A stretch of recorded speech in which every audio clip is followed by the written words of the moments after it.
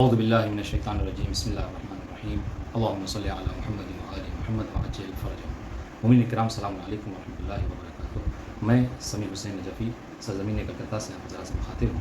جیسا کہ آپ حضرات اس بات کو جانتے ہیں کہ ہماری پوری رات جو ہے بس اس بات میں گزری، اس بحث میں گزری کہ ہمیں 10 اپریل کو عید منانا ہے یا عید نہیں منانا۔ ہم نے دیکھا کہ خود اہل تشیع میں شیعوں میں دو گروہ ہو گئے۔ بعض وہ لوگ کہ جنہوں نے اس بات کو طے کر لیا کہ چاہے کچھ بھی ہو جائے ہمیں اہل سنت کے ساتھ اتحاد کے ساتھ ہمیں 11 اپریل کو ہی عید منانی ہے۔ ادھر دوسری طرف وہ لوگ ہیں کہ جنہوں نے یہ کہا کہ ہمیں اس میں ہمارا کوئی دخل نہیں ہے، گرچہ ہم اس بات کو تسلیم کرتے ہیں، سب جانتے ہیں کہ آج کی شب ابتدا میں میسج یہ آیا کہ چاند نہیں ہوا ہے، چاند کی تصدیق نہیں ہوئی، مگر جب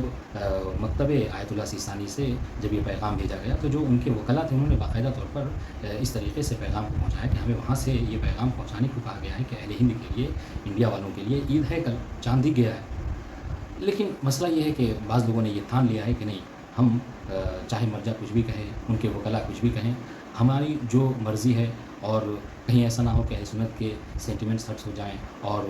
ان کو تکلیف ہو جائے، ان کے جذبات کو ٹھیس پہنچے، لہٰذا ہمیں 11 اپریل کو ہی عید منانی ہے۔ تو ہم نے دیکھا کہ بنگال کے جو بڑے بڑے علاقے ہیں، بڑی بڑی مسجدیں ہیں، ان سب نے باقاعدہ طور پر اتفاق کر لیا کہ ہمیں عید جو ہے وہ نہیں منانی، عید جو ہے وہ 11 اپریل کو ہی ہوگی۔ اس میں ذرا سوچنے والی بات ہے۔ ایک طرف ہم نے دیکھا کہ وکلاء تھے سیستانی صاحب کے کہ جو، اور ایسی بات نہیں ہے کہ ان کی وکالت کوئی ڈھکی چھپی وکالت ہے، نہیں، پورا انڈیا جانتا ہے کہ آیت اللہ سیستانی کے وکیل جو ہے وہ احمد علی عابدی صاحب ہیں، اور انہوں نے باقاعدہ طور پر وہاں جو کانٹیکٹ کیا، کن افراد سے کانٹیکٹ کیا مکتب کے، باقاعدہ ان کا نام تک انہوں نے لے لیا۔ وہ جو پیغام آیا تھا اس کو بھی وہ دکھا رہے ہیں، پھر بھی جو ہے وہ لوگ ماننے کو تیار نہیں ہیں۔ اب کیا ہمیں آیت اللہ سیستانی کے فتویٰ حاصل کرنے کے لیے اس بات کی ضرورت ہے کہ خود آیت اللہ سیستانی آ کر جو ہے وہ فتویٰ بیان کرے؟ تو ایسا تو ہم نے آج تک کبھی نہیں دیکھا ہے۔ دوسری طرف مقابلے میں جو دلیلیں دی گئیں کہ نہیں ہم نے دیکھا کہ اہل سنت نے تو اعلان نہیں کیا، لہٰذا ہم بھی نہیں، ایسا تو نہیں ہوتا ہے۔ رہی بات کہ آپ اہل سنت کا خیال رکھتے ہیں تو یاد رکھیے کہ آپ سے زیادہ آیت اللہ سیستانی جو ہے وہ اہل سنت کے جذبات کا خیال رکھتے ہیں، جبھی تو ان کا مشہور مقولہ ہے، وہ کہتے ہیں کہ اہل سنت ہمارے بھائی نہیں بلکہ ہمارے نفس ہیں۔ یہ سب ہم جانتے ہیں، آیت اللہ سیستانی کو اہل سنت کے جذبات کا زیادہ خیال ہے، مگر کیا جذبات کے مارے ہم اپنے مذہب سے ہاتھ دھو بیٹھیں، ہم اپنے عقائد سے ہاتھ دھو بیٹھیں؟ تو ایسا نہیں ہوتا ہے۔ دوسری طرف بعض لوگوں نے یہ کہا کہ نہیں، وہ جو فتویٰ آیا ہے، وہ جو حکم آیا ہے، وہ کوئی صحیح طریقے سے نہیں آیا ہے، اس سے ہمیں تسلی نہیں ہو رہی ہے۔ تو اس سے بڑی تسلی کی اور کیا بات ہو سکتی ہے کہ دو وکلاء، سید احمد علی عابدی صاحب اور سید اشرف علی غروی صاحب، انہوں نے باقاعدہ طور پر ویڈیو جاری کیا اور انہوں نے بیان کیا، اور میں نجف میں رہا ہوں، میں جانتا ہوں کہ دونوں باقاعدہ طور پر ان کے وکیل ہیں۔ تو جب ان کی وکالت ثابت ہے اور انہوں نے باقاعدہ طور پر آیت اللہ سیستانی کے حوالے سے اس بات کو، اس پیغام کو آپ تک پہنچایا، تو پھر اس میں تعجب اور اس میں ہضم نہ کرنے والی کون سی بات ہوتی ہے؟ رہی بات یہ کہ بعض حضرات نے یہ دلیل دی کہ نہیں حضور، اصل میں یہ فتوے کا مسئلہ نہیں ہے، چاند تو دیکھے جانے کا مسئلہ ہے۔ تو آپ یاد رکھیں کہ آیت اللہ سیستانی میں جو چاند کے مطلب کہتے ہیں کہ میرے نزدیک چاند ثابت، اس کا مطلب یہ نہیں ہے کہ وہ فتویٰ دیتے ہیں، نہیں، بلکہ سالہ سال ہمارا آپ کا عالم یہ ہے کہ ہم بس ماہ رمضان میں عید کے چاند کو ڈھونڈتے ہیں۔ وہ سالہ سال انہوں نے ہزاروں افراد بٹھائے ہوئے ہیں ہر ملک میں، جو باقاعدہ ان کا کام ہی یہی ہے کہ وہ چاند کے متعلق جو صحیح جو خبر ہوتی ہے وہ ان تک پہنچاتے ہیں۔ تو ان کو باقاعدہ ایسے افراد نے باقاعدہ خبر دی ہے، چاند کو دیکھ کر خبر پہنچائی ہے، تب جا کر انہوں نے چاند کا اعلان کیا ہے۔ یہ کوئی فتوے والی بات نہیں ہے،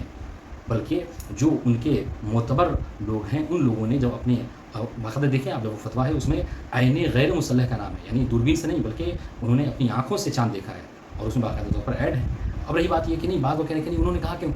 عراق اور عموم منطقہ ہی، تو عمومی منطقہ دیکھیں، اگر ہم یہ کہیں کسی روڈ کا نام لیں اور کہیں کہ اس کے آس پاس، تو ٹھیک ہے، اس کے آس پاس کے روڈ ثابت ہوں گے، لیکن ایک ملک کا نام لیا جا رہا ہے عراق، اور عراق کہہ کر یہ کہا جا رہا ہے کہ عمومی منطقہ، تو عمومی منطقہ سے مراد کیا ہے؟ ایران ہے، سعودی عرب ہے، انڈیا ہے، بنگلہ دیش ہے، یہ سب کے سب جو ہیں اس میں شامل ہیں۔ مگر یہ کہنا کہ نہیں ہمیں جو ہے وہ اختلاف ہو جائے گا، ابھی ہماری تیاری نہیں ہو پائے گی، یہ ساری دلیلیں جو ہے وہ نہیں ہیں۔ اور دیکھیں، یہ تو بہت چھوٹی سی بات ہے، بلکہ جیسے جیسے زمانہ گزرے گا ہمارے امتحانات سخت سے سختر ہو جائیں گے۔ یہی وجہ روایتوں میں ملتا ہے کہ جب امام زمانہ کا ظہور ہوگا اور وہ ظالمین کو ایک ایسے درخت پر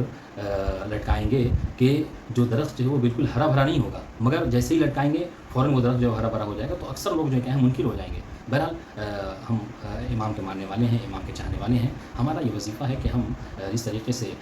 امام کے اوپر عقیدہ رکھتے ہیں، اگر ہمارا یہ عقیدہ ہے کہ یہ بھی نائب الامام ہے، یہ بھی मरजाए वक़्त हैं, तो उन पर हमें अक़ीदा बहरहाल रखना चाहिए। और सबसे बड़ी बात इसमें हमारा जाता क्या है? आप देखें, जब कोई मरजा या कोई वकील मरजा ये कहता है कि फ़लाँ मरजा का ये कौल है, तो आप उसको मानिए, तस्लीम कीजिए, वो सारी ज़िम्मेदारी तो वो खुद ले रहा है। सोचने वाली बात है, अगर 11 की बजाय 10 अप्रैल को अगर ईद हो जा रही है, तो इसमें उनका क्या फ़ायदा है? या अगर 10 को ना होकर 11 को है, तो उसमें उनका क्या फ़ायदा है? मगर ये कि नहीं, हम कॉन्फ्रेंस कॉल कर लें और इत्तेफ़ाक कर लें कि नहीं, हम पूरे इलाके में जो ईद नहीं होने देंगे, किसी को ईद की नमाज़ पढ़ाने नहीं देंगे, कोई किसी को पढ़ने नहीं देंगे, जो पढ़ लेगा वो दीन से ख़ारिज हो जाएगा। ये चीज़ें माफ़ कीजिएगा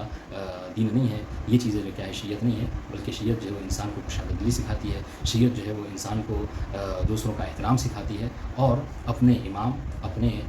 नायब इमाम की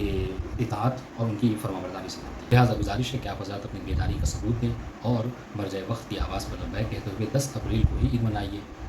रही बात ये कि हम ईद कैसे मनाएँ, तो ज़रूरी नहीं है ईद मनाने के लिए कि हम दूसरे पर इज़हार ही करें कि आज हमारी ईद हो रही है। नहीं, बल्कि इंसान अगर चाहे तो खामोशी के साथ भी ईद मना सकता है। अहम चीज़ जो इसमें ये है, आपको इसलिए ज़्यादा इस पर ज़ोर दिया जाता है, वो ये कि चूँकि ईद के दिन रोज़ा रखना हराम है, तो कहीं ऐसा ना हो कि आप तक़लीद में सीसानी साहब के भी रहें और जो है वो ईद के दिन जो है वो रोज़ा भी रखें। तो बहरहाल रोज़ा नहीं रख सकते, क्योंकि ईद के दिन रोज़ा रखना हराम है और ये सबसे अहम पॉइंट है। रही बात ईद मनाने की, तो बहरहाल उसके तरीक़े मुख्तलिफ़ हो सकते हैं, मगर ईद के दिन रोज़ा नहीं रखा जा सकता। वमा अलैना इल्लल बलाग। वस्सलामु अलैकुम व रहमतुल्लाहि व बरकातुहू।